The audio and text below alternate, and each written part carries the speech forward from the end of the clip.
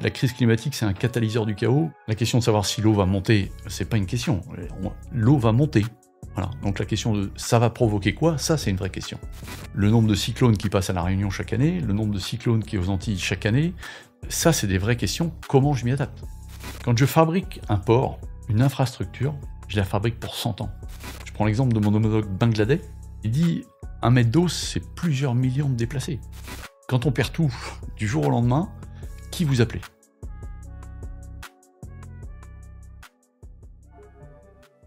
Bienvenue dans le Green Letter Club, la chaîne qui décortique les grands sujets écologiques. Aujourd'hui, nous allons parler des conséquences du changement climatique sur la marine nationale. Conflits exacerbés, secours aux populations ou adaptation des navires comme des infrastructures. Le changement climatique va bouleverser l'action de la marine nationale. D'où cette question: comment s'adapte-t-elle au dérèglement du climat? Pour y répondre, nous avons l'immense plaisir d'interviewer aux côtés de Julie Attas, co-directrice de l'Observatoire Défense et Climat, l'amiral Nicolas Vaujour, chef d'état-major de la Marine nationale. Bonjour amiral. Bonjour. Un grand merci de nous accorder cet entretien. Vous êtes aujourd'hui chef d'état-major de la Marine, après une carrière opérationnelle qui vous a conduit essentiellement en mer Rouge, en océan Indien et en mer Méditerranée. Vous avez commandé 3 bâtiments à la mer et à terre, vous avez occupé des fonctions au sein de l'état-major des armées. Vous avez été notamment responsable des opérations de toutes les armées avant de devenir chef d'état-major de la Marine, c'est-à-dire patron de la Marine. Pour les auditeurs qui ne connaissent pas bien la Marine, est-ce que vous pouvez expliquer en quelques mots en quoi consiste votre action? Alors, la Marine, d'abord, c'est une entreprise d'environ 41 000 personnes qui agit à la fois en mer avec des bateaux, à terre avec des commandos, en l'air avec des avions de surveillance maritime notamment, et puis sous la mer avec des sous-marins. Et on agit de manière complètement mondiale, puisqu'on agit évidemment au large de nos côtes en métropole, mais également dans nos outre-mer. Et donc on est présent dans tous les océans du monde, 24 heures sur 24, avec grosso modo un peu plus d'une centaine de bateaux. On a 80 bateaux de combat et un peu plus d'une trentaine de bateaux de soutien derrière logistique. Donc la marine, c'est ça, et c'est un flux de recrutement assez important, puisque je recrute en moyenne 3800 marins par an. Donc avec une gestion très très dynamique de la ressource humaine. Et une marine, c'est aussi la caractéristique, c'est qu'on est très jeune. On a une moyenne de 29 ans dans la marine, donc beaucoup de jeunes dans mon environnement. Et vous associez souvent la marine à une sentinelle du climat. Est-ce que vous pourriez nous dire pourquoi est-ce que vous considérez que la marine a un rôle de sentinelle du climat? Alors d'abord parce que le marin, par nature, il est complètement dans son environnement, dans l'environnement maritime. Alors comme vous l'avez dit, j'ai commandé 3 bâtiments à la mer. Mon premier bâtiment, c'était un bâtiment école, c'était le Lion. Le bâtiment école, c'est une coque de chalutier, pour être très clair, sur lequel on met une dizaine de jeunes élèves, officiers ou officiers mariniers, pour apprendre à naviguer. Et j'ai passé le rat Blanchard, bien connu de tous les marins en France, et notamment dans le Nord. Le rat Blanchard, vent contre courant. Je peux vous dire que là, vous savez ce que ça veut dire que environnement à ce moment-là, parce que vous prenez des vagues assez importantes et un environnement maritime très compliqué. On est structurellement, intimement, complètement relié à l'environnement.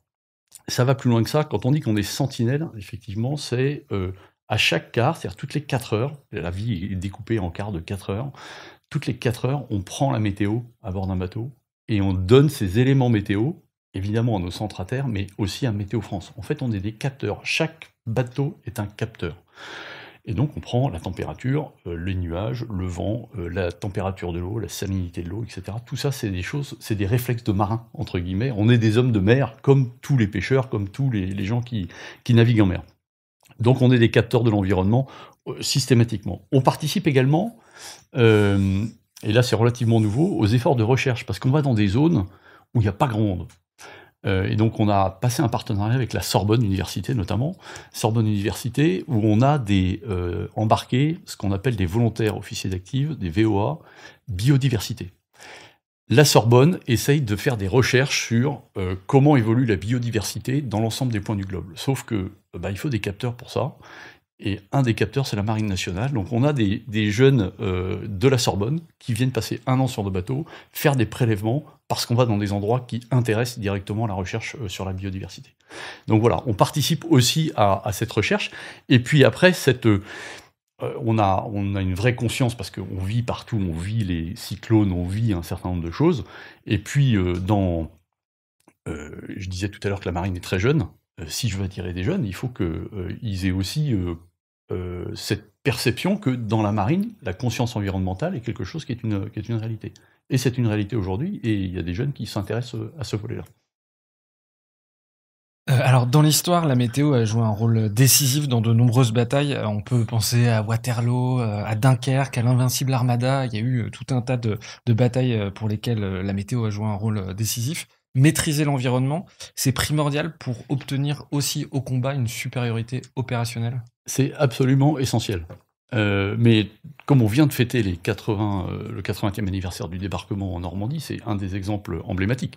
Le débarquement a été reculé de 24 heures pour éviter une grosse dépression. Ils avaient quand même une mer bien agitée. Mais ça montre à quel point ça a un impact. Et d'ailleurs, dans les reportages, j'ai été très intéressé de voir que, au-delà du volet maritime, le vent qu'il y a eu sur les côtes normandes avait recouvert les mines antipersonnelles qui avaient été déposées par les Allemands, et les a rendues plutôt inefficaces à ce moment-là. Donc c'est assez intéressant de voir qu'en fait, tout peut basculer par des conditions environnementales.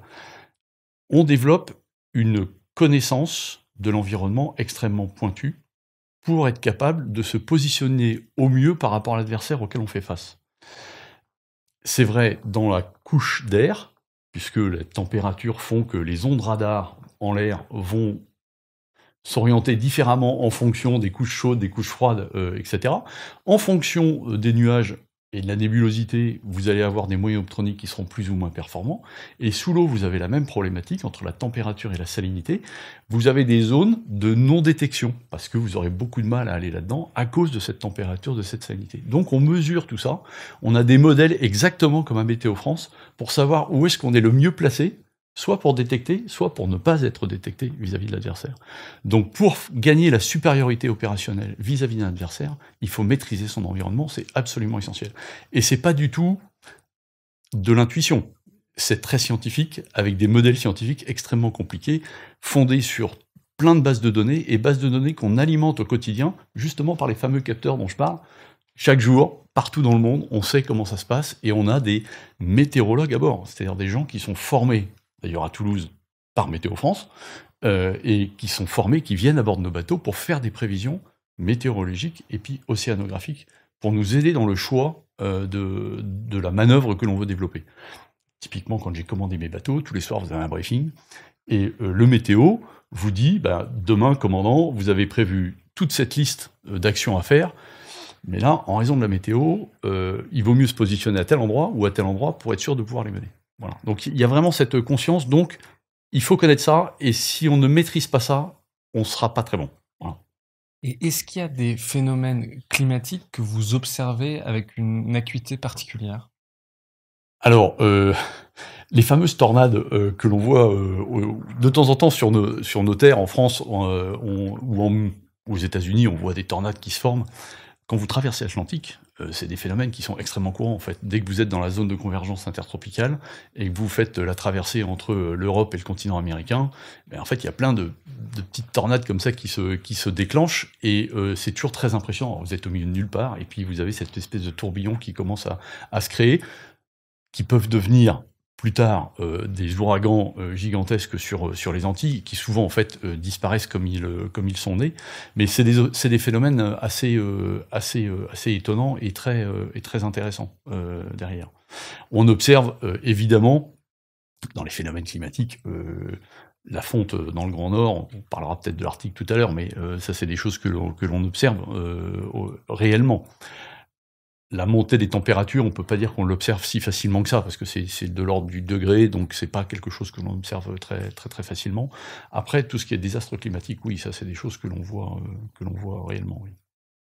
Peut-être pour rebondir sur l'Arctique, puisque c'est une zone qui allie à la fois l'aspect laboratoire du changement climatique, ou en tout cas c'est un creuset qu'on peut observer pour mieux comprendre l'accélération du changement climatique, mais c'est aussi une zone qui stratégiquement est de plus en plus importante. Est-ce que vous pourriez revenir sur ce que vous avez pu observer en Arctique, que nous, Français terriens, on a rarement l'occasion d'observer. Et puis, qu'est-ce que ça peut vouloir dire pour la marine? Comment la marine anticipe ces changements? Est-ce qu'on va être capable de naviguer en Arctique dans quelques années? Alors, il y a plusieurs questions sur l'Arctique, et c'est effectivement pas mal de changements à la fois géopolitiques, géostratégiques dans cette région, et puis évidemment de changements climatiques. Et c'est bien le changement climatique qui apporte toutes ces grandes questions, puisque l'ouverture du passage du Nord-Est, comme on l'appelle, c'est-à-dire entre la Norvège et le détroit de Bering, est en train d'augmenter en temps, l'ouverture temporelle s'accélère et devient du coup une voie maritime possible. Un certain nombre de compagnies maritimes ont déjà commencé à passer par là, ils gagnent 30%. C'est-à-dire passer de la Chine à l'Europe, c'est 30% de moins en passant par le passage du Nord-Est. Donc il y a une réalité économique. La deuxième réalité économique, c'est que sous la banquise et sous la mer de glace, il y a des ressources. Des ressources qui font l'objet d'une compétition, parce que tant que tout était gelé, l'accès était quand même assez compliqué. Mais on a vu qu'un certain nombre de pays de l'Arctique ont commencé à poser des pavillons tout au fond pour dire ici c'est chez moi.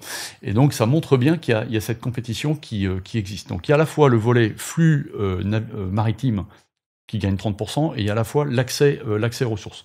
Ça crée immanquablement des tensions, ou en tout cas ça constitue des déséquilibres par rapport à ce qui était une situation un peu figée, et figée dans la glace en fait.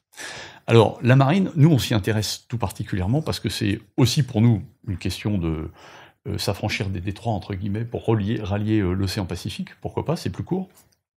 Et puis, pour ça, on a d'abord essayé d'aller voir. C'était en 2018, on a fait passer un bateau par le passage du Nord-Est pour voir quel était l'état, la réalité, comment on pouvait passer, est-ce que ça passe bien, est-ce que ça passe pas bien, etc. Bon. C'est pas un long fleuve tranquille, parce que ça reste extrêmement dangereux. Vous avez à la fois des growlers, à la fois de la mer de glace, à la fois, vous avez la banquise, vous avez plein de choses qui nécessitent une véritable expertise. Expertise que l'on a dans la marine, que l'on développe. On la développe à la fois en Arctique, mais surtout en Antarctique, et j'y reviendrai. Et puis on voulait voir quelle était la réalité de la ligne maritime qui existe dans le passage du Nord-Est. Une ligne maritime, c'est évidemment un port de départ, un port d'arrivée, mais c'est surtout beaucoup de hubs logistiques qui permettent à la fois de ravitailler, de réparer aux besoins, et puis de poser vos containers. La mondialisation, c'est le container, quelque part. Et donc, il vous faut des hubs. Donc, quand vous partez de Shanghai et que vous allez jusqu'à Marseille ou à Rotterdam, quand vous passez par la voie du canal de Suez, vous avez un nombre de hubs colossaux dans l'ensemble du monde. Si vous passez par le passage du Nord-Est, en fait, il n'y a pas de hub. Vous avez une base militaire russe en Arctique, point. Donc, c'est pas si facile que ça de créer une ligne maritime aussi robuste que celle qui existe dans le Sud.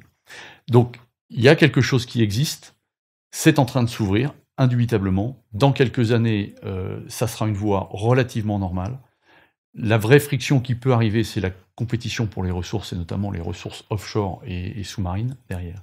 Nous, c'est une zone d'importance parce que c'est une zone où il se passe justement un peu de friction, donc il faut être présent et connaître un peu, connaître l'environnement, connaître comment ça évolue, et pour ça, on a aussi en Antarctique la connaissance, le savoir-faire de navigation dans les glaces, avec le bâtiment Astrolabe, qui vient ravitailler notre base de Dumont d'Urville en Antarctique, à partir de Hobart en Australie. Et donc c'est un partenariat qu'on a avec les Australiens, et où on ravitaille, on fait 5 rotations par an, alors évidemment durant l'été austral, et qui permet de ravitailler nos bases de l'Antarctique. Pour ça, on forme des commandants qui sont capables d'aller briser la glace, et ainsi de suite, qui nous permettent d'entretenir un savoir-faire qu'on peut utiliser en Arctique ou en Antarctique.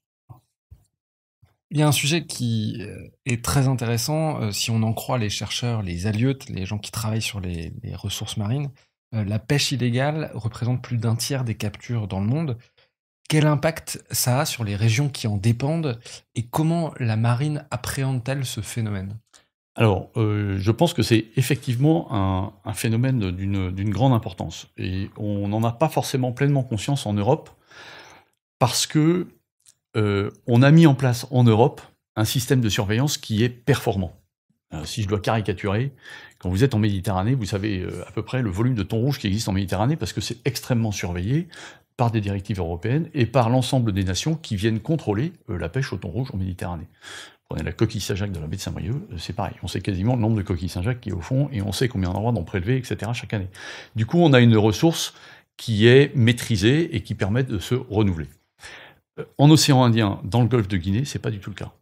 D'abord, on a une connaissance un peu insuffisante de l'état réel et de l'évolution du stock halieutique de l'ensemble de ces régions-là. Ce que l'on sait, c'est ce que vous venez de dire, c'est qu'il y a surpêche, et qu'il y a probablement surpêche de manière critique. Et ça, on l'observe. La conséquence directe de cette surpêche, c'est que, par exemple, chez nos partenaires africains, dans le golfe de Guinée, la pêche dite artisanale, qui constitue 70% de leurs ressources en réalité, autrefois, il y a quelques années, il y a 10 ans, ils pêchaient à 5 nautiques des côtes. Aujourd'hui, ils sont obligés de s'éloigner de plus en plus loin pour obtenir la même pêche. Ce qui montre bien que la pêche illégale massive qui existe dans ces zones-là a fait diminuer le stock halieutique, j'allais dire très proche des côtes. Ça, c'est le constat. On a du mal à avoir des grandes études scientifiques dans ces zones-là, même si la FAO a fait quelques petites études, on a du mal à caractériser au même niveau que ce qu'on fait en Europe, entre guillemets, sur certaines espèces.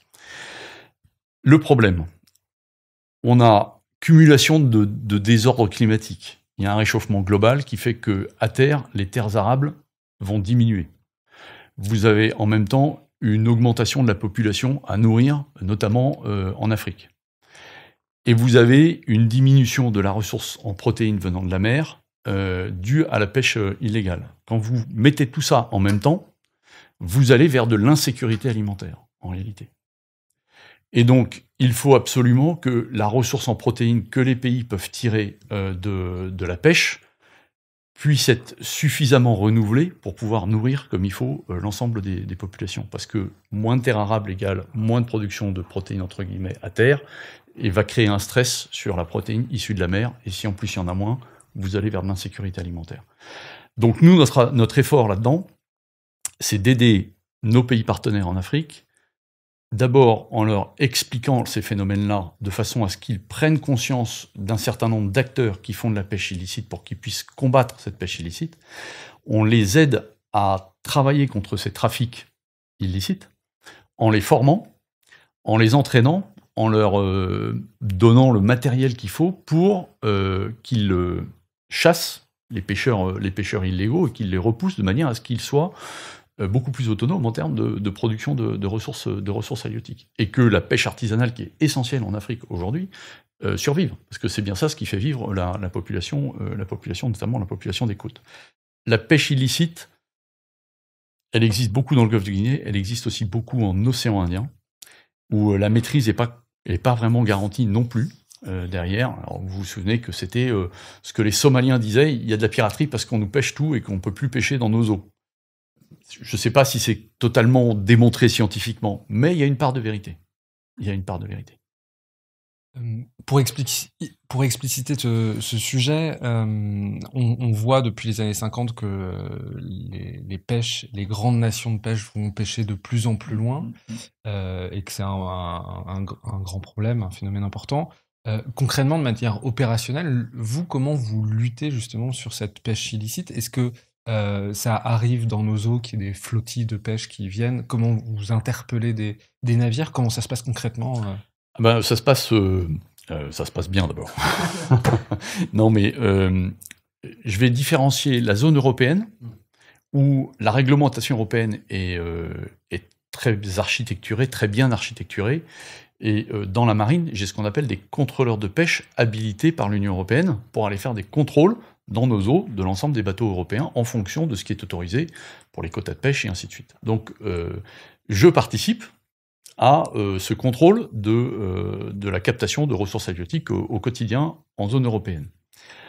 Dans nos outre-mer, ma question, c'est aussi de protéger nos ressources, que ça soit en Guyane, que ça soit à La Réunion, que ça soit en Nouvelle-Calédonie, que ça soit en Polynésie, évidemment. Et je peux pas vous la montrer là, mais j'ai une carte qui est intéressante sur la Polynésie, où on voit la zone économique exclusive de la Polynésie, et puis tout autour, plein de bateaux de pêche, mais qui rentrent pas. On a tous les plots. Alors pour nos auditeurs, ça s'appelle les plots VMS, mais qui sont un système qui permet d'identifier automatiquement les pêcheurs, et qu'ils ont l'obligation d'allumer quand ils sont en opération de pêche. Et ça s'arrête à nos eaux. Ça s'arrête à nos eaux parce qu'ils savent que l'on contrôle les pêcheurs qui rentrent dans nos eaux. Il y a ceux qui ont le droit de pêcher et il y a ceux qui n'ont pas le droit de pêcher. Voilà. Il y a les petits malins qui coupent leur système et qui rentrent quand même. Mais ils savent que ceux-là, quand on va venir, ils auront une amende et ça sera poursuivi derrière. Donc ils savent que du côté français, on contrôle. Et on contrôle parce qu'on a des moyens que l'on met dans nos outre-mer. On a une frégate de surveillance, un patrouilleur de haute mer et un bâtiment logistique. Généralement, chaque outre-mer a un plot qui permet de garantir cette surveillance, couplé à des systèmes radars, de surveillance satellite, et même des fois de choses innovantes. Je vais vous parler d'une petite innovation qu'il y a eu à La Réunion il y a quelques années. Il y avait des chercheurs scientifiques qui étudiaient les albatros. Et le chercheur scientifique, il travaillait pour les terres australes. Alors, et il avait constaté que alors les albatros, vous savez qu'ils volent très très longtemps en l'air, même des fois, ça peut être plusieurs années pour les plus jeunes, en l'air, sans jamais se poser. Mais en fait, ils descendent quand il y a quand ils ont besoin de se nourrir. Et le constat de ce scientifique, c'était de dire, en fait, les albatros, dans le Grand Sud, ils descendent quand il y a un bateau de pêche qui est en train de relever ses filets. Et donc, le meilleur capteur pour détecter un bateau de pêche en train de relever ses filets, c'est l'albatros. Et donc, on a fait un deal avec ce chercheur scientifique, parce que lui, il a mis des balises sur les albatros GPS pour qu'il nous reporte ses positions, de manière à orienter nos patrouilles vers ces pêcheurs qui, à partir du moment où on voyait que ça descendait dans des zones qui n'étaient pas vraiment prévues, ou pas autorisées, qui nous permettent d'aller chercher au bon endroit, plutôt que d'aller chercher partout où on peut se disperser l'effort.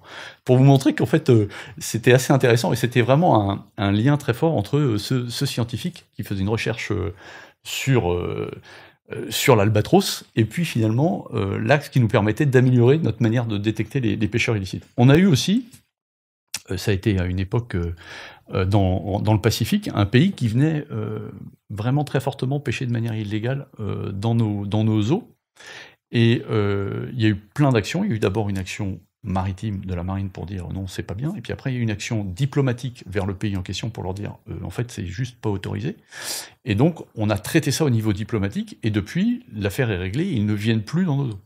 Voilà.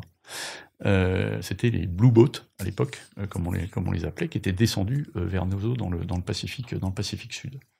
On a également en Guyane aujourd'hui de la pêche illicite des pays qui bordent la Guyane, je laisse les géographes trouver les deux pays en question, et qui viennent régulièrement pêcher dans nos eaux, parce que les eaux guyanaises sont assez poissonneuses, et donc très régulièrement on fait des opérations pour capture de filets, on récupère, etc., de prévention, de dissuasion, et puis d'interpellation quand ils sont vraiment dans une situation illicite, pour les repousser et qu'ils restent dans leurs eaux de chaque côté, voilà, et qu'ils laissent nos pêcheurs guyanais tranquillement pêcher la ressource de ce territoire outre-mer. Voilà. En fait, ce qu'on observe à l'Observatoire Défense et Climat, c'est qu'il y a quand même une accumulation des crises en raison du changement climatique qui va venir à poser des pressions sur beaucoup de facteurs environnementaux et créer de multiples missions ou engagements des armées. Qu'est-ce que ça veut dire, cette accumulation des crises pour la marine? Comment est-ce que ça se matérialise? Alors, ce qui est vrai, c'est que alors vous l'observez, je ne vais pas faire de l'analyse des crises du moment, mais il y a quand même des crises un peu partout dans le monde, que ce soit en mer Rouge, dans le domaine maritime, où il faut mettre en place une mission pour protéger le trafic commercial aujourd'hui dans le détroit de Bab el-Mandeb, qui est une conséquence de la crise au Proche et Moyen-Orient, que ce soit la crise du grain en mer Noire, dont on a beaucoup entendu parler au début de la crise de la guerre en Ukraine. Ça, j'allais dire, c'est des crises de flux maritimes, mais dans lesquelles on est pleinement investi aujourd'hui, nous, Marine nationale. Vous avez les autres conflits un peu partout dans le monde, et puis vous avez, en surimpression, les crises climatiques qui viennent rajouter du chaos là où il n'y avait pas forcément besoin d'en rajouter. Voilà.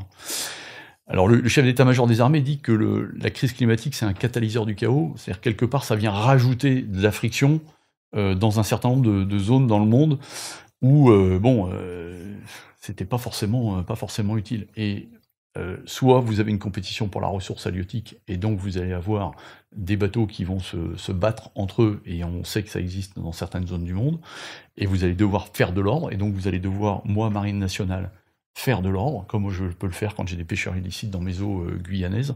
Donc ça va augmenter mon nombre de missions, augmenter mon besoin de surveillance et de protection de nos zones économiques exclusives pour protéger nos pêcheurs dans leur action de pêche, entre guillemets.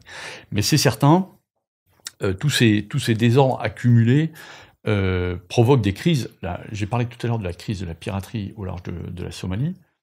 Le fait que le modèle somalien n'ait pas permis de développer une pêche, ça a provoqué un petit peu de piraterie. On a réglé le problème de la piraterie, ils ont encore le problème de la pêche derrière. Ça c'est une certitude.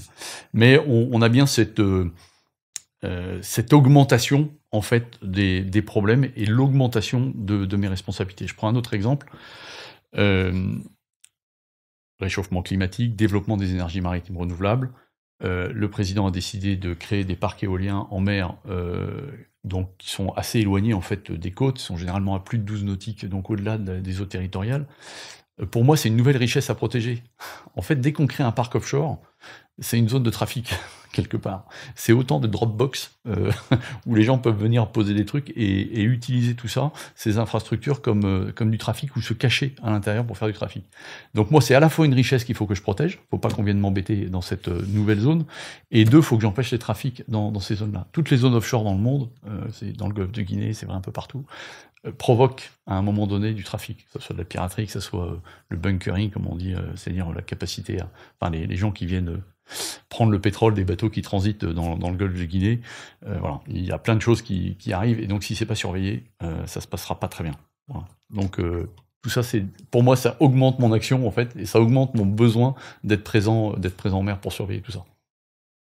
À quel point vous liez justement le développement de la piraterie dans le golfe d'Aden, dans le golfe de Guinée, à des facteurs écologiques, à quel point on le sait aujourd'hui, et par ailleurs, comment les marines font pour lutter contre ces phénomènes? Je pense pas qu'il y ait un lien direct entre des facteurs écologiques et la piraterie. Il y a un lien direct entre la pauvreté et la piraterie. Et ça, c'est beaucoup plus clair. Quand vous voyez un porte-container passer le long de vos côtes et que vous savez qu'un porte-container recèle des millions de denrées à bord, ben vous dites, tiens, un jour, j'ai pas de quoi manger, bon, voilà. Dans le golfe de Guinée, c'est vraiment des business models. Enfin, la piraterie est une manière de gagner de l'argent, voilà. Et je vais dire, ça a toujours existé. Vous prenez le golfe d'Aden à l'époque d'Henri de Montfred, le trafic est une manière de gagner de l'argent. Donc que vous preniez un bateau, que vous preniez un otage, que vous preniez de la cargaison, c'est une manière de gagner de l'argent. Vous faites une espèce de prélèvement de taxes de passage. Bon. Maintenant, pour lutter contre ça, les marines se sont organisées, encore une fois, de manière assez différente en fonction des zones dans le monde. Une qui est emblématique, c'était la Somalie, puisqu'il y a eu beaucoup de piraterie il y a 10 ans de cela, maintenant à peu près. Un peu plus, en fait, même un peu plus, c'était il y a 15 ans. Et l'Europe, consciente que ça touchait ses intérêts, notamment ses intérêts maritimes, a monté la mission Atalanta, qui est une mission qui est un vrai succès, en réalité. Quand on regarde, entre le début de la piraterie et aujourd'hui, il n'y a plus de pirates, il n'y en a quasiment plus. Et l'Europe a travaillé sur plein d'axes. Il y a eu un axe purement maritime, lutter contre les pirates, les camps de pirates, protéger les bateaux, les aider à se protéger, éventuellement les récupérer quand ils avaient été pris en otage. Et dans le même temps, l'Europe développait un modèle économique à terre qui permet d'éviter que les gens se posent la question d'aller chercher des bateaux en mer et donc les pirater. Cette mission Atalanta est un succès, puisqu'aujourd'hui, il n'y a quasiment plus de pirates. Ça nous a permis de développer un lien très fort avec le shipping. Alors le shipping, je parle de toutes les entreprises qui sont en mer et qui sont les armateurs. avec un centre tout à fait particulier qui s'appelle le MICA Center. Le MICA Center, c'est un organisme qui est à Brest, français, qui fait de l'évaluation de situation au profit de l'ensemble des armateurs et de l'ensemble des bateaux qui sont reliés à notre centre. Alors on a plus de 800 bateaux, 900 bateaux qui sont reliés au MICA Center aujourd'hui, et quand ils rentrent dans une zone qui est dite sensible, on leur envoie une évaluation de la situation en disant en ce moment il n'y en a pas, ou en ce moment attention il y a un bateau qui a été piraté, ou en ce moment attention il se passe des choses dangereuses dans Bab el-Mandeb, etc. Donc on a un lien très fort qui s'est créé avec ces entreprises du shipping à partir de Brest. C'est 7 jours sur 7, 24 heures sur 24, et on donne de l'information maritime de sécurité dans le golfe de Guinée, en océan Indien, en mer Rouge, en Méditerranée, en fait partout dans le monde. Parce qu'on est une marine globale, une marine mondiale, on est capable de faire des alertes de sécurité au profit des armateurs et des bateaux, soit qui sont sous pavillon français, soit qui veulent coopérer avec nous, et eux nous remontent aussi de l'information. Et c'est vraiment de gagnant-gagnant. C'est-à-dire que eux, ils arrivent dans une zone, ils constatent quelque chose, ils nous appellent, ça nous permet de mettre à jour nos analyses de sécurité et de leur envoyer. Les armateurs sont en lien avec nous, les assureurs sont en lien avec nous, les bateaux sont en lien avec nous, et on fait du temps réel avec l'ensemble de ces gens-là. Et c'est la mission Atalanta qui nous a permis de développer ce lien, qui est extrêmement fort et qui aujourd'hui est absolument essentiel. Voilà. Je rebondis sur justement cette connaissance de l'espace maritime que vous devez avoir en permanence. Je pense qu'on a du mal à réaliser l'étendue des eaux internationales quand on n'y a pas navigué, et donc de savoir ce qui s'y passe, ce qui peut s'y passer. Et peut-être pour raccrocher ça avec le changement climatique, comment anticiper tout, parce que c'est vraiment la connaissance est clé pour la marine. Donc j'imagine que la connaissance du futur aussi est importante. Et donc comment est-ce que la marine envisage les travaux d'anticipation pour ne pas subir les conflits? Je crois que c'est une expression que vous avez utilisée, ne pas subir les conflits. Mais les choisir, alors je ne sais pas si c'est le bon mot, non, mais en tout cas, ne pas subir les conflits. Alors, il y a deux questions. La première question, c'est l'anticipation face au changement climatique, comment on anticipe ces choses-là. Ce qui est intéressant, c'est de voir que le GIEC travaille à un horizon 2100, et il donne des perspectives sur un horizon qui, pour le commun des mortels en France, semble tellement lointain qu'on n'y a pas accès intellectuellement. La marine est dans le même état d'esprit. Quand je construis un bateau, je le construis dans une perspective extrêmement longue.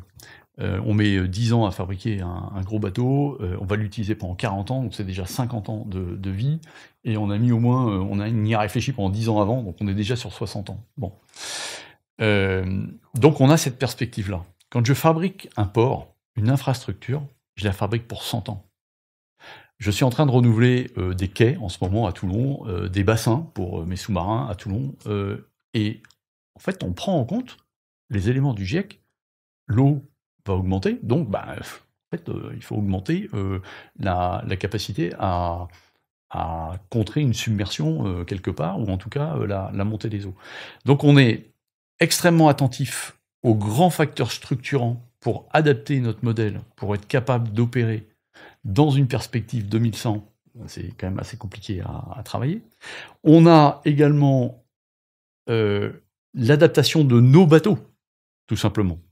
Entre chaque génération, on gagne à peu près 20% de consommation à chaque fois. On essaye. Et on y arrive. Chaque génération de bateaux, on gagne 20% de consommation en énergie fossile, ce qui est plutôt une bonne chose. Alors je ne sais pas si on arrivera à zéro, parce que ça, c'est pas la question. Et puis j'ai besoin quand même de vitesse pour les bateaux de combat, donc c'est quand même une réalité. Mais j'ai aussi beaucoup de propulsion nucléaire aujourd'hui. La moitié en tonnage de ma flotte est à propulsion nucléaire. Porte-avions, sous-marins, sont tous à propulsion nucléaire. Pas d'énergie fossile de ce côté-là. On sensibilise beaucoup aussi nos marins. Donc, alors c'est tout bête, hein, mais il y a des espèces de compétitions sur les pontons pour savoir quel est le bateau le plus qui respecte le plus l'ensemble des directives environnementales qu'on donne à chacun des bateaux. Et donc ils envoient un petit pavillon pour dire c'est lui le meilleur en ce moment. C'est un peu le meilleur ouvrier de chez McDo. Voilà. Mais donc non, mais c'est important parce que cette saine émulation en fait elle draine beaucoup de sens Et elle draine beaucoup de manières de faire. Les règles SOLAS de respect de l'environnement, de non-rejet à la mer, elles sont complètement respectées par la Marine nationale. Pour l'Antarctique, il y a des règles environnementales très fortes pour éviter d'importer en Antarctique des populations qui viendraient se mettre sur la coque. Et donc il y a des anti-fouling très particuliers et qui sont extrêmement rigoureux pour vérifier que on ne va pas importer avec notre bateau en Antarctique des choses qu'il ne faut pas emporter parce que l'écosystème là-bas, la biodiversité là-bas est extrêmement fragile et si on importe des espèces invasives, en fait, ça sera dévastateur. Et donc on fait attention véritablement à tout ça. Donc il y a de la sensibilisation, il y a de l'adaptation structurelle, c'est nos infrastructures, et puis de l'adaptation sur nos bateaux proprement dit, pour voir comment on est le plus efficace possible. Voilà. J'ai encore une question sur l'adaptation. Et peut-être aussi pour souligner, pour revenir sur la pollution maritime, la marine a aussi un rôle dans la gestion des pollutions maritimes. Donc ça, on l'oublie assez souvent, je pense, on n'a pas la conscience de... Alors, vous faites bien de pointer ce point-là. On a une architecture, une organisation qui est très particulière. Nos officiers généraux, nos amiraux, qui sont commandants pour l'Atlantique, commandants pour la Manche, mer du Nord, commandants pour la Méditerranée, sont aussi préfets maritimes. Et donc, ils ont 2 casquettes. Il y en a une, c'est le marin de combat, qui est aux ordres du chef d'état-major des armées et du président pour les opérations. Et sous cette 2e casquette, c'est la même tête, mais sous la 2e casquette, c'est l'action de l'État en mer, et c'est donc la capacité à coordonner, organiser l'ensemble de l'action de toutes les administrations de l'État en mer, dont la pollution. C'est également vrai pour le contrôle des pêches, dont la pollution. Et la pollution, on a les affaires maritimes qui vont agir, et puis nous, on a des bateaux qui sont spécialisés et qui sont en alerte permanente pour contrer une pollution accidentelle. On en a eu en Méditerranée avec 2 bateaux qui s'étaient rentrés dedans plein bois. On se souvient de la Mococalis, évidemment. On se souvient d'un certain nombre de désastres en Vendée également. On a des bateaux qui permettent de disperser, qui permettent de récupérer, qui permettent de travailler, enfin de lutter contre la pollution en mer le plus tôt possible, de façon à éviter que ça arrive à terre. Et évidemment, quand ça arrive à terre, il y a une organisation terrestre qui vient se coupler à l'organisation maritime. Donc on agit au quotidien, et on a sur l'ensemble de nos côtes, aujourd'hui on a 58 sémaphores. Donc les sémaphores, en fait, ils observent ce qui se passe en mer. Bien sûr, ils observent, ils regardent la sécurité. Quand il faut sauver quelqu'un, ils aident les CROSS, les centres régionaux, de sécurité et de sauvetage, voilà, pour le sauvetage en mer, mais ils observent ce qui se passe. Et donc, ils sont capables de rapporter très rapidement quand il y a un problème. Ce qui nous permet, nous, d'agir extrêmement rapidement. 58 sémaphores sur l'ensemble des côtes, armés quasiment H24 pour la plupart d'entre eux, et qui nous permettent d'anticiper et surtout de réagir très très vite, avec des moyens d'alerte. Et c'est des gros moyens. On a une véritable expertise qui est reconnue d'ailleurs au plan international sur la lutte anti-pollution. On a développé des équipements très particuliers pour récupérer le pétrole en mer, et pour faire en sorte justement que ça n'arrive pas sur nos côtes. Voilà. Pour revenir sur ce que vous disiez tout à l'heure, dans une intervention à la Fondation méditerranéenne d'études stratégiques, vous déclariez justement qu'une des bascules de l'époque, c'était qu'avant on choisissait nos conflits et que maintenant ils allaient nous être imposés. Quel rôle a la bascule climatique dans cette histoire-là, et qu'est-ce que ça veut dire pour la marine de voir des conflits imposés ? Alors, j'avais repris une expression du chef d'état-major des armées qui disait on passe des guerres choisies aux guerres subies. Les guerres choisies, on a fait face à un certain nombre de crises dans le monde, et alors, on choisissait pas, là, en réalité, mais on estimait important que la France agisse. Ça a pu être les armes chimiques en Syrie, ça peut être la crise libyenne, ça peut être un certain nombre de crises un peu partout dans le monde, où la France a décidé d'agir avec la communauté internationale pour faire cesser le désordre à ce moment-là. On choisissait de participer ou pas, ou de lancer une opération ou pas. La piraterie, on aurait très bien pu dire, je m'en inquiète pas, on a choisi, nous, France, de pousser nos partenaires européens à créer une opération pour lutter contre la piraterie. C'était quelque chose de choisi. On ne me l'imposait pas. On estimait que c'était important pour défendre nos intérêts français, évidemment les intérêts européens également, et donc on l'a fait. La crise ukrainienne, on ne l'a choisie pas, elle nous est imposée. La crise climatique, malheureusement, elle nous est aussi imposée, quelque part. Donc, comment je m'adapte? C'est ça la réalité, c'est comment je fais face à des choses qui sont, entre guillemets, inéluctables. Si on lit bien le rapport du GIEC, si on lit bien le rapport de l'ensemble des scientifiques qui ont travaillé sur ces choses-là, la question de savoir si l'eau va monter, c'est pas une question. L'eau va monter. Voilà. Donc la question de ça va provoquer quoi, ça c'est une vraie question. Et comment je m'y adapte, comment je travaille avec mes homologues sur ce sujet-là, ça c'est une vraie question. Le nombre de cyclones qui passent à La Réunion chaque année, le nombre de cyclones qui est aux Antilles chaque année, ça c'est des vraies questions, comment je m'y adapte. Et c'est là-dessus qu'on travaille, sur cette anticipation des crises climatiques, pour s'organiser en avance de phase. Par exemple aux Antilles, on a un partenariat très fort avec les Néerlandais et les Américains, et les Britanniques, pour faire face à ce qui a pu nous arriver à Saint-Martin il y a quelques années, où c'était le cyclone Irma, si j'ai bon souvenir, c'était en 2017 ou un truc comme ça. Tout d'un coup, tout est dévasté, et très rapidement, on a réussi à monter une cellule franco-néerlandaise pour apporter une réponse. Et là, la marine, j'apporte la capacité à revenir à un endroit où on ne peut plus revenir. Parce que le port de Saint-Martin, il était bloqué. Parce que tout s'était effondré à l'intérieur. On est arrivé sur place avec des moyens amphibies. On a découpé, rouvert le port pour retrouver une vie normale à l'intérieur. Et c'est comme ça qu'on agit. Tout ça, ça s'anticipe. Il y a des pré-plans, enfin des plans pré-planifiés qui permettent d'agir très rapidement avec les partenaires. Et donc, quand je vous disais au tout début que je discute beaucoup avec mes homologues, depuis que j'ai pris mes fonctions, j'ai rencontré une 60aine de mes homologues. Et je vous disais, dans l'océan Indien et dans le Pacifique, ils sont tous très très sensibles au climat. Je prends l'exemple de mon homologue bangladais. Quand on parle de la montée des eaux au Bangladesh, vous savez que la ligne côtière est quand même très très basse aujourd'hui. Et il dit, 1 mètre d'eau, c'est plusieurs millions de déplacés chez moi.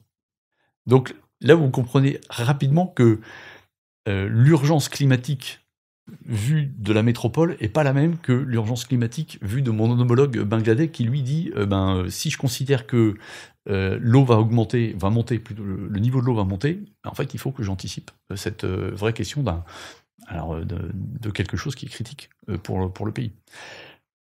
Quand je rencontre mon homologue du Tonga il y a 2 ans et qui me dit j'ai vécu en même temps une éruption volcanique, un tsunami, la perte du câble internet qui relie l'île des Tonga, pas dans le même quart d'heure, mais dans les premières heures de ce désastre climatique, je me retrouve tout seul avec un téléphone satellite, et là, je fais comment?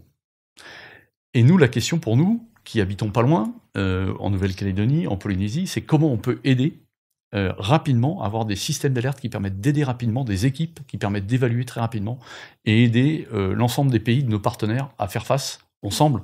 En fait, ça peut nous arriver aussi dans nos îles, et faire face ensemble à ce genre de désastre. On est beaucoup plus forts ensemble. Donc, il y a beaucoup de travail à l'international là-dessus. Pour comprendre, est-ce que cette notion donc, qui est utilisée par les marins de secours aux populations, qu'on appelle HADR dans le jargon, est-ce que structurellement, est-ce qu'en termes de moyens, est-ce qu'en termes de bateaux, est-ce qu'en termes d'hommes, c'est quelque chose que vous anticipez dans l'avenir qui vont être sur lequel vous allez concentrer plus de moyens? Alors, c'est un domaine dans lequel on investit, et on investit toujours, on renouvelle notamment l'ensemble de notre capacité. Notamment sur nos porte-hélicoptères amphibies, en fait, il y a des petits bateaux à l'intérieur. On rentre un petit bateau à l'intérieur d'un gros bateau, dans un radier, voilà, une espèce de grande piscine dans laquelle on rentre le bateau, qui sont en fait des petits bateaux qui peuvent aller se beacher, se mettre sur une plage sans se casser, et apporter du matériel. Et donc, quand on fait face à un désastre climatique, la première chose qu'il faut faire, c'est envoyer du monde à terre pour voir ce qui se passe. Alors, on fait souvent un vol de reconnaissance. On a des avions de patrouille maritime pour ça, et de surveillance maritime. Et on les utilise pour évaluer la situation. Souvent, on ne peut pas se poser sur l'aéroport, on ne peut pas rentrer dans le port, et ainsi de suite. Et après, on vient avec des moyens plus lourds. Alors, sur le Tonga, on les a aidés, sur le Vanuatu, on a aidé, etc. On essaye d'analyser d'abord, de voir ce dont vont avoir besoin les populations, ou le pays en question, structurer l'aide qu'on va apporter. Si on peut injecter une première équipe par avion ou par hélicoptère, on le fait, et après on arrive avec des moyens plus lourds pour aider structurellement et très efficacement la population. Je prends l'exemple de Irma à Saint-Martin, parce que j'avais été assez proche de cette opération. On avait envoyé du monde assez rapidement, mais les moyens lourds sont arrivés un petit peu plus tard. On a mis 10 jours ou 15 jours à envoyer les moyens lourds. Mais les moyens lourds étaient hyper spécialisés, ça nous a permis d'emmener des bulldozers, ça nous a permis d'emmener des équipes de plongeurs des mineurs. Les plongeurs des mineurs, ils font pas ça d'habitude, mais ils sont capables de faire ce qu'on appelle les travaux sous-marins, de découper un câble sous l'eau, de découper une tôle sous l'eau qui entraverait l'arrivée dans le port, etc. Et donc on avait trouvé les meilleures réponses aux problèmes que rencontrait véritablement Saint-Martin à ce moment-là. La marine, c'est un peu une boîte à outils. Je fais plein de métiers différents. Et la question, c'est comment j'adapte le métier à la crise du moment. Voilà. Et ça, c'est un peu chaque crise, sa réponse. Voilà. Donc oui, on continue d'investir. Oui, on a des moyens pour ça, que ce soit des moyens aériens pour surveiller, analyser, que ce soit des moyens maritimes, bateaux pour reprendre derrière, que ce soit la capacité, même au claquement de doigts d'un bateau, il faut évacuer des gens parce que il faut les évacuer d'un îlot, il faut les évacuer d'un pays qui est en difficulté, etc. On les embarque à bord, ce qu'on appelle une évacuation de ressortissants, et on les accueille à bord. On a des lits, on a généralement suffisamment de nourriture pour accueillir un certain nombre de personnes. Et ça, c'est déjà organisé, c'est pré-planifié quelque part. Alors normalement, on part pas pour cette mission-là, mais au cas où, on est capable de basculer très rapidement. C'est une des caractéristiques de la marine, c'est la capacité à basculer d'une mission à une autre très très rapidement. Et il faut absolument être dans cet état d'esprit si on veut être capable de répondre très vite aux désastres climatiques et puis à d'autres désastres. J'ai un exemple qui n'est pas un désastre climatique, c'est la crise en Haïti. Il y a un mois, j'avais un porte-hélicoptère qui transitait entre les Antilles et la Guyane, et puis il y a eu la crise à Haïti où des ressortissants ont demandé à être évacués. Alors, on a détourné le bateau et on a été évacué, des ressortissants français à Haïti, au claquement de doigts, sans préavis. Donc, et ça se passe très bien. C'est notre métier. Voilà. Donc le secours aux populations, ça fait partie de l'ADN du marin, parce qu'on doit le secours aux populations, et notamment à un naufragé en mer. Et on sauve je ne sais pas combien de bateaux tous les ans, des gens qui sont en train de couler, qu'on récupère. Et puis ça va un petit peu plus loin, c'est le désastre climatique quand ça arrive sur une île, c'est l'évacuation de ressortissants, etc. Voilà. Vous parliez tout à l'heure de bateaux qui étaient plus exposés aux tempêtes, donc potentiellement il fallait préparer des opérations de secours plus régulièrement.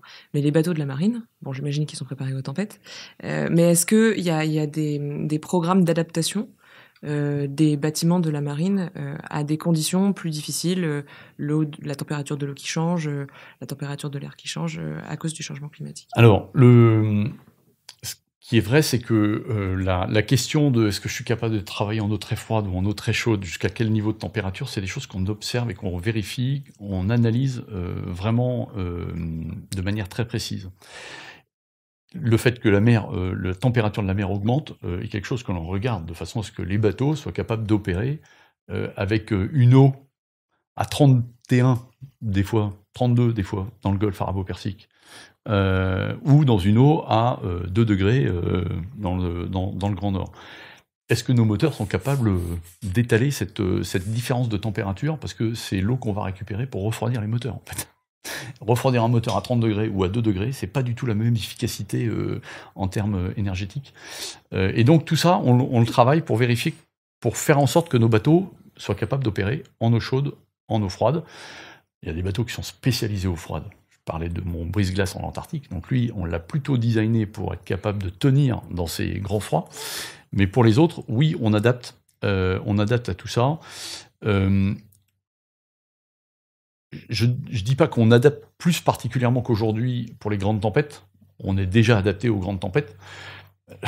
S'adapter aux grandes tempêtes, en fait, c'est surtout les éviter. Donc la question, c'est de savoir manœuvrer par rapport à un ouragan du bon côté et éviter de se retrouver dans des eaux où les bateaux seraient mis en difficulté. Ce qui est vrai, c'est que notre architecture maritime, un bâtiment de combat, est beaucoup plus robuste qu'un bâtiment de commerce, parce qu'il est extrêmement cloisonné, il y a la poutre navire, enfin toutes les membrures sont beaucoup plus renforcées qu'un bâtiment de commerce. Donc naturellement, intrinsèquement, on est plus solide face à une tempête. Maintenant, Ce qui est vrai, c'est que quand on se prend des énormes vagues, et ce qui peut nous arriver, on vérifie que la coque n'est pas fragilisée après. Ça m'est arrivé quand j'étais commandant mon deuxième bateau, c'était un aviso, c'était le commandant Biro. Et d'ailleurs, il y a une petite anecdote marrante pour vos auditeurs, c'est que quand on se passe la suite entre deux commandants, on se donne les trucs importants. Et mon prédécesseur m'avait dit, si tu vois pas la mer entre deux vagues, c'est qu'il faut ralentir. Et alors, comme ça, on comprend pas très bien. Mais en fait, l'aviso, c'est un bateau qui plante dans la vague, et donc on voit la vague arriver sur la passerelle. Et quand on dit ça, c'est que si on va trop vite, entre deux vagues, il n'y a pas le temps de revoir la mer, on est toujours sous la vague. Et là, il dit, attention, c'est dangereux pour la coque. Et donc, on apprend à naviguer avec l'état de mer. On apprend à naviguer avec les tempêtes. Ce qui est important, pour moi, chef d'état-major de la marine, c'est que mes chefs du quart, mes commandants de bateau, soient prêts à faire face à ça. Et donc, il y a un volet formation, savoir-faire, qui est extrêmement important. Et ça se construit au quotidien, avec l'activité. Et donc, quand il y a une tempête, ça ne veut pas dire qu'on ne sort pas à la mer. Quand il y a une tempête, on fait face, et on fait la mission. Et on fait la mission avec la tempête. Et donc, il faut se débrouiller pour que ça tienne bien. Sur un bateau de la marine, mais c'est vrai sur les bâtiments de commerce aussi, tout est accroché. On appelle ça l'accorage. C'est pour vérifier que un extincteur dans une coursive sur un bateau, il faut qu'il soit accroché, parce qu'avec une tempête, sinon, il va rouler, et s'il roule, il va casser du matériel, etc. Voilà, on fait attention à tout ça. Et donc, c'est de la formation, c'est du savoir-faire, et on n'est pas trop mauvais à ce stade. Et donc, vous expliquez aussi que donc les bâtiments de la marine sont prêts à faire face aux tempêtes. Ce qu'on observe aussi, c'est qu'il y a une modification de certaines routes maritimes, de la navigabilité de certaines routes maritimes. Donc on parlait de l'Arctique tout à l'heure qui s'ouvre, même si il reste des glaces dérivantes. Donc en général, ça fait pas bon ménage avec des bateaux. Récemment, il y a eu des impacts du changement climatique sur le canal du Panama, sur la capacité du canal du Panama à faire transiter des bateaux. Comment est-ce que vous pensez que le changement maritime va impacter certaines routes commerciales, en créer d'autres, peut-être impacter aussi l'activité globalement des armateurs? Si je regarde aujourd'hui le monde et les flux maritimes aujourd'hui dans le monde, il y a eu 2 gros impacts très récents. Le premier, c'était effectivement cet été Panama, avec une chute de 50% du trafic, qui a un peu remonté maintenant, en raison d'une sécheresse dans les lacs de haute montagne qui viennent alimenter en fait les écluses qui permettent aux bateaux de monter dans le canal de Panama, de traverser et puis de redescendre de l'autre côté. Cette absence d'eau des montagnes a fait qu'ils ont limité le trafic pour être sûr de pouvoir le faire passer. Ça interroge, forcément. Est-ce que c'était juste cette année? Est-ce que ça va continuer comme ça? Comment on réorganise l'ensemble du trafic à partir de cette donnée-là? Est-ce qu'il faut créer un autre système? Enfin bon, voilà. Donc ça, c'est des vraies questions qui sont en train de se poser pour le canal de Panama, avec une perspective à 10 ans qui n'est pas très bonne. On n'imagine pas en fait que ça ne se reproduise pas aujourd'hui. Donc la question, c'est comment on adapte. Il y a une autre crise qui n'est pas climatique, qui est celle des Houthis en mer Rouge, mais qui est intéressante sur le flux maritime, où une milice Houthi attaque des bâtiments de commerce en mer, et en fait le flux maritime s'est détourné. Il passe maintenant par l'Afrique du Sud, pour une bonne partie, 60%. Les flux maritimes ont ceci d'intéressant qu'ils peuvent s'adapter. Parce que, quand on parle de différents océans dans le monde, en fait, c'est un océan unique et global. On peut aller partout dans le monde, dans tous les océans, à partir de la mer. Sauf qu'il faut passer soit par l'Afrique du Sud, soit par le Cap Horn. C'est pas forcément des zones toujours très friendly pour les marins, notamment le Cap Horn. Et donc, aujourd'hui, les business models se sont créés au plus efficace et au plus rentable. Suez, Panama. C'est des questions qui sont interrogées aujourd'hui, notamment Panama, par le changement climatique. Donc la question et la réponse qui va être apportée par le pays en question, par les industries maritimes, sera assez intéressante à observer. L'industrie maritime sait s'adapter. Ça, c'est ce qu'elle a montré en mer Rouge. Mais au bilan, ça coûte plus cher. Donc il y a toujours un équilibre à trouver, à trouver derrière. Mais il y a une réalité sur l'adaptation à la crise climatique. J'ai un autre exemple en tête qui nous touche plus directement, la sécheresse à Mayotte, où finalement la capacité à garder de la ressource, notamment de l'eau, à Mayotte, puisqu'il n'y a pas de nappe profonde, c'est juste de l'eau de pluie qui est stockée et qu'on purifie, a posé un problème. Et donc la marine, nous, on apporte des bouteilles d'eau à Mayotte depuis La Réunion. Avec notre bâtiment de logistique, on embarque des citernes d'eau qu'on amène jusqu'à Mayotte pour ravitailler en eau potable. Et donc ça, c'est des choses qui nous concernent très directement et qui, encore une fois, augmentent mon nombre de missions. Là, il n'y a pas de question. Ces îles qui nous appartiennent dans le canal du Mozambique, en océan Indien, un peu partout, on en a la responsabilité, on a un devoir de les protéger et les ravitailler le jour où... Voilà. Et d'ailleurs, il y a une des missions qui s'appelle le ravitaillement des îles dans le canal du Mozambique, et c'est la mission prioritaire du bateau. Il part avec un énorme stock, et puis il ravitaille chacun des détachements qui sont sur les différentes îles présentes dans ce canal. Et par rapport aux routes maritimes, ça veut dire que potentiellement le fait que les bateaux vont passer à la fois par le canal de Suez, mais aussi par l'Afrique du Sud, c'est autant d'endroits à surveiller avec les satellites, avec les avions et avec les bateaux. Okay. Et là, aujourd'hui, la route par l'Afrique du Sud, qui était une route assez peu empruntée, forcément, elle explose. Et quand vous prenez une grande carte du monde entre Malacca et l'Afrique du Sud, vous avez une île qui s'appelle La Réunion, qui passe vraiment pas loin de cette route. Et du coup, La Réunion, potentiellement, va devenir un hub, au moins de réparation ou de ravitaillement, pour un certain nombre de bateaux de commerce. Ce n'était pas forcément intellectuellement prévu quand on réfléchissait à cette question-là à La Réunion. Donc si ça continue, si ça dure, structurellement, ça va modifier un peu nos habitudes dans la zone. Et oui, avant, on faisait face plus à des pêcheurs illicites dans cette zone-là, où on réussit à contenir sans trop de problèmes. Maintenant, on a du flux maritime, donc comment on surveille le flux maritime? Et si demain, on a un accident entre deux bateaux, parce qu'il y a du flux maritime, il faudra aussi faire du secours en mer. En métropole, j'ai des remorqueurs partout, il y a des remorqueurs aussi à La Réunion, mais qui sont d'alerte. Vous connaissez les abeilles, l'abeille Flandre, l'abeille Liberté, l'abeille Bourbon, etc. Ce sont des bateaux qui sont sur alerte pour aller secourir s'il y a un accident, notamment au large d'Ouessant, pour aller éviter qu'un bateau se retrouve drossé à la côte et vienne s'écraser sur nos côtes. Donc on a des systèmes d'alerte qui nous permettent de réagir très vite et d'aller secourir et éviter la catastrophe. En fait, on travaille beaucoup sur comment j'évite la catastrophe. Tout le retour d'expérience de la Moco Cadiz, c'est de dire il faut que j'ai des bateaux qui soient prêts à aller remorquer un bateau qui serait en avarie électrique totale ou en avarie de propulsion pour éviter qu'il aille se cracher sur les rochers. Voilà. Dès que vous avez une ligne maritime très forte, c'est le cas en Manche-Mer du Nord et au large de l'île de Saint, on a une organisation extrêmement robuste qui a été mise en place sous les ordres du préfet maritime. La Réunion, si ça dure un peu, on aura un peu la même question. Voilà.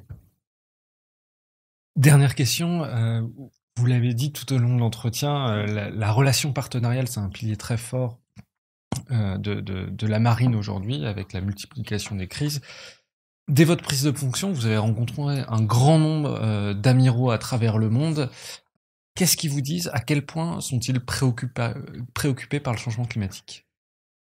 Alors c'est très variable dans le monde, mais ce qui est certain, c'est que ils ont une perception de l'urgence qui est beaucoup plus acérée, j'allais dire, que sur le continent européen. Je vous ai parlé de mon homologue bangladais tout à l'heure. Pour lui, c'est sa priorité numéro 1. C'est comment je réfléchis, comment je fais face à l'accélération du changement climatique aujourd'hui. Quand on prend les îles du Pacifique Sud, je vous parlais de mon homologue tongien tout à l'heure.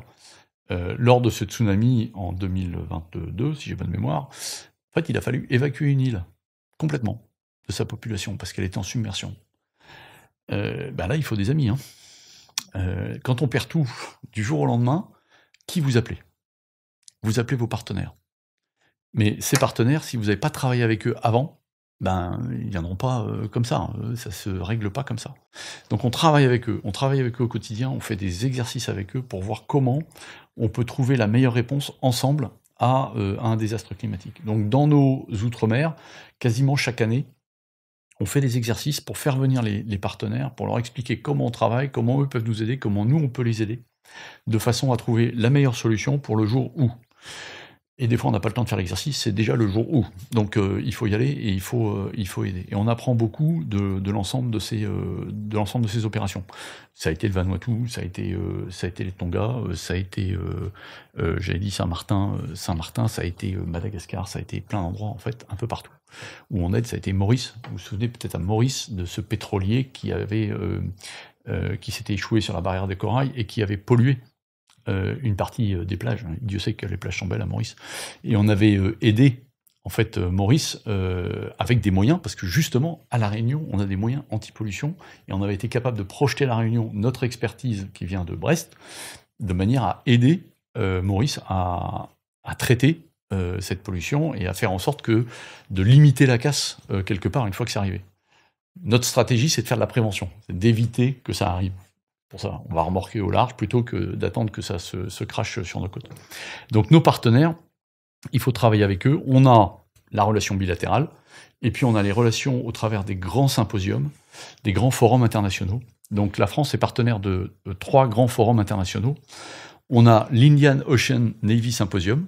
Tous les chefs d'état-major de toutes les marines de l'océan Indien se retrouvent une fois tous les 2 ans pour parler d'un peu tout, mais il y a toujours un point climat.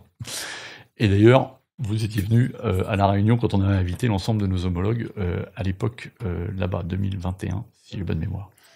Je reviens du Western Pacific Navy Symposium, le même schéma, le même concept qui avait lieu en Chine, où là aussi, on a encore parlé des astres climatiques, comment on peut aider, et ainsi de suite. Il y a le séminaire du Golfe de Guinée, le séminaire de l'ensemble des chefs d'état-major du Golfe de Guinée, qui se réunit également, quasiment tous les ans, celui-là, où on parle, alors là, pêche illicite, climat, de piraterie, enfin de toutes ces choses-là, de manière à trouver les meilleures pratiques, prendre pour chacun le meilleur retour d'expérience et voir quelle est la meilleure organisation et comment on peut s'entraider les uns les autres. Il y a un vrai esprit de communauté dans ces choses-là. Quand j'ai passé la suite, on était donc secrétaire général de l'Indian Ocean Navy Symposium, je l'ai passé à mon homologue thaïlandais. Il était extrêmement heureux qu'on puisse avoir une relation très proche sur l'ensemble de ces sujets-là. Et lui, il va continuer dans la même perspective. On avait parlé réchauffement climatique, on avait parlé d'un certain nombre de choses à La Réunion, et lui, à Bangkok, il a continué dans cette même veine-là.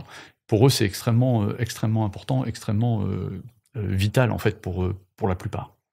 Et c'est vrai que, en revenant du Western Pacific Navy Symposium, je suis passé à Manille, aux Philippines.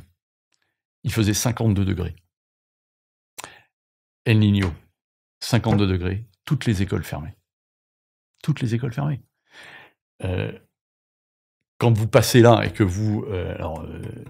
je rencontre mon homologue de la Navy et je rencontre mon homologue des Coast Guard. Et il me dit, ben voilà, tous les enfants, école fermée, il fait trop chaud, on peut pas les mettre dehors.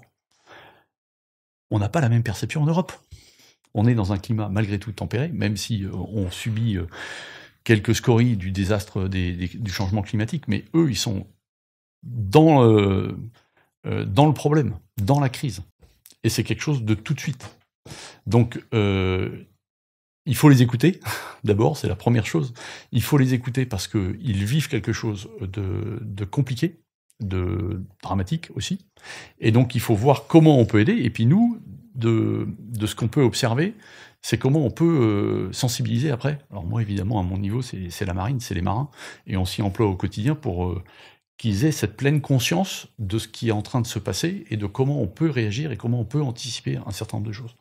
Alors, agir tout de suite pour les aider, et puis agir dans le temps long sur comment j'adapte mes bateaux, comment j'adapte mes ports, comment j'adapte l'ensemble de mon organisation pour être capable d'opérer dans un moment où le changement climatique, c'est pas une question, c'est juste, c'est en train de se passer, donc maintenant, faut s'adapter. Il faut bouger. Voilà. Amiral Nicolas Bourjour, un grand merci de nous avoir reçus ici dans vos bureaux à Balard. Je vous en prie, merci beaucoup, et puis merci aux auditeurs de nous avoir écoutés.